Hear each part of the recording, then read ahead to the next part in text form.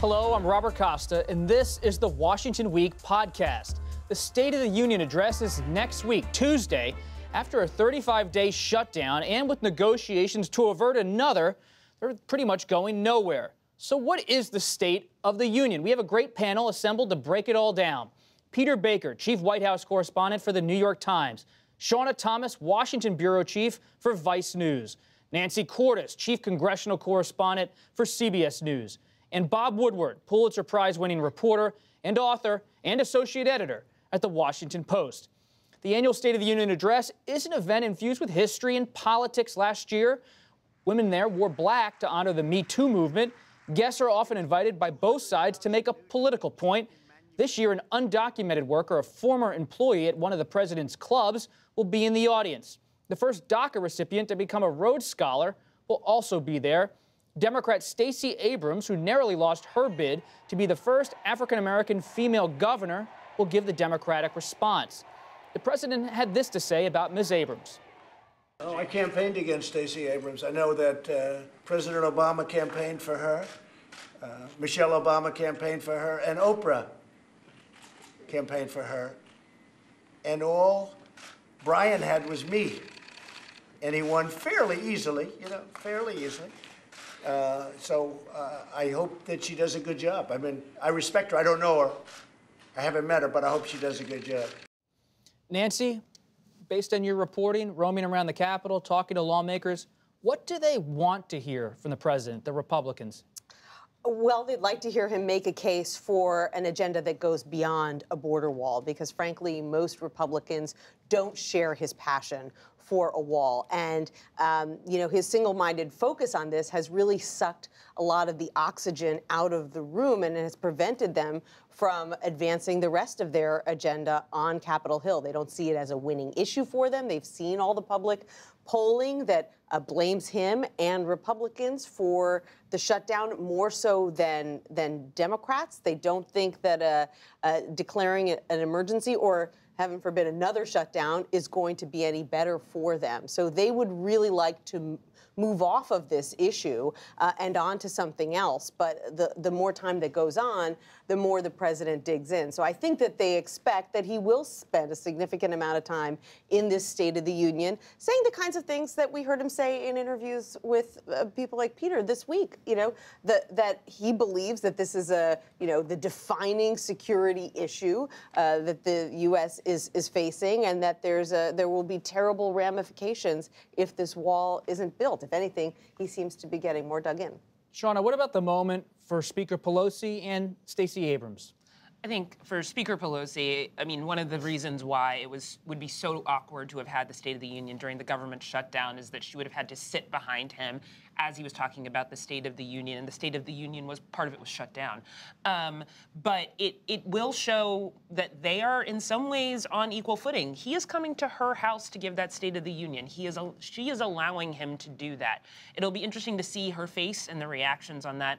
I also think this is a moment, much like when this new Congress was sworn in earlier this year, that people are going to look around in those cutaways of the cameras, and you're going to see the Democratic side, and you're going to see the Republican side, and the Democrats are going to be full of women, and it's going to be full of people of color, and the Republican side is going to be full of white men.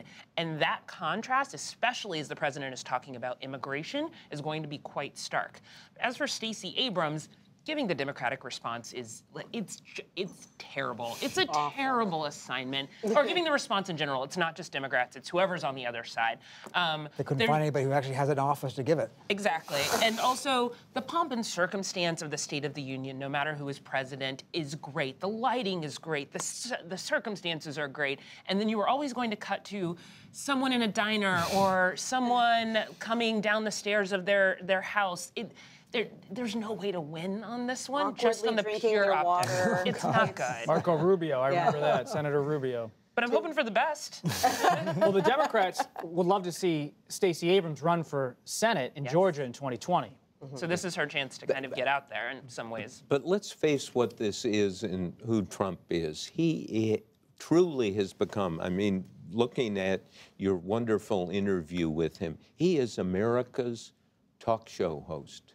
And he is up there commenting on everything. He's got an idea, he's got an opinion. Now, on the negative side, if he is going to do something to spend money for something like a border wall without that money being authorized by Congress, that is a real serious step in the wrong direction for him, for the Constitution, for the kind of rational government that we normally have.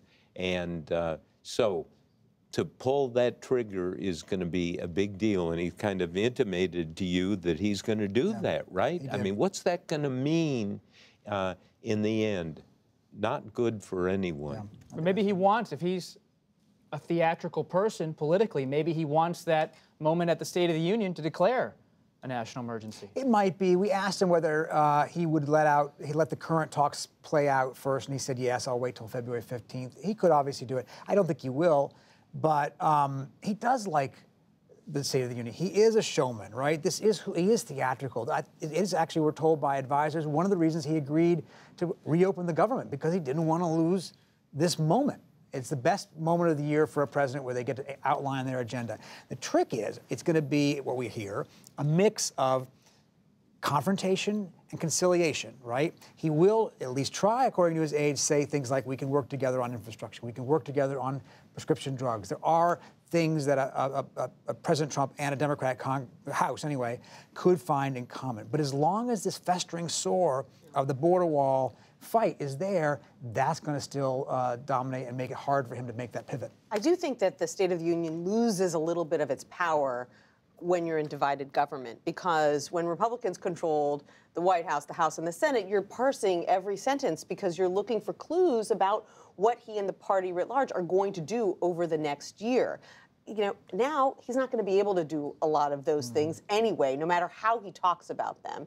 And really, you know, the only major policy initiatives that are going to get over the finish line are those that Democrats share with Republicans. And so I agree with you that it is going to be all about, you know, those areas of agreement. And does he just pay lip service to, yeah, prescription drugs and infrastructure, and we all want that? Or is there going to be some, you know, actual specific a note of compromise that will give people hope that maybe these two sides can find that compromise. But I'm not sure sort of politically the Democrats want to find that compromise with him.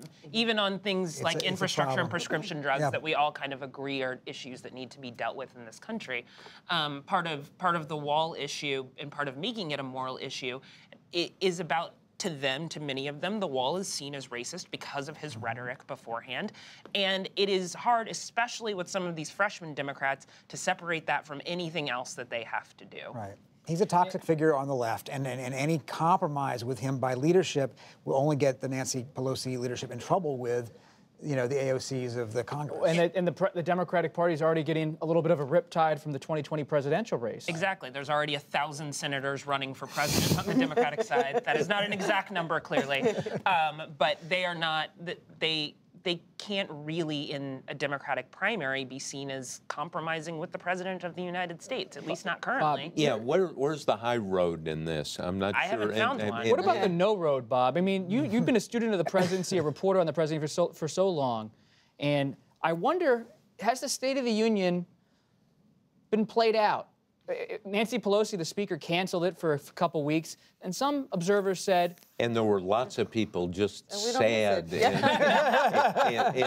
could not even get through the day waiting for that State of the Union. First, Trump normally does not like these scripted performances, as Peter knows, but in fact, and I don't know the details on this, you would, all of you, he has some good speechwriters. He actually can deliver rhetorically, so if he brings that, and I hope the speechwriters will call me tomorrow. I would like to. I would Get a like little to scoop. speak to them. I'll put out my phone number. They might be calling They you may right have been now. calling Yes, you that's before, maybe what right? it was. No, it was not. But it's. Woodward never reveals his sources. No, anyway. never. Yeah, that's fine. right. But the invitation for sources to come forward is always there. For all of us. For all of us. Yeah, Yes. that's right. All right, well, we'll all be watching Tuesday. That's it for this edition of the Washington Week podcast. You can listen wherever you get your podcast or watch on the Washington Week website. While you're online, check out our Washington Weekly News Quiz. I'm Robert Costa. Thanks for joining us, and we'll see you next time.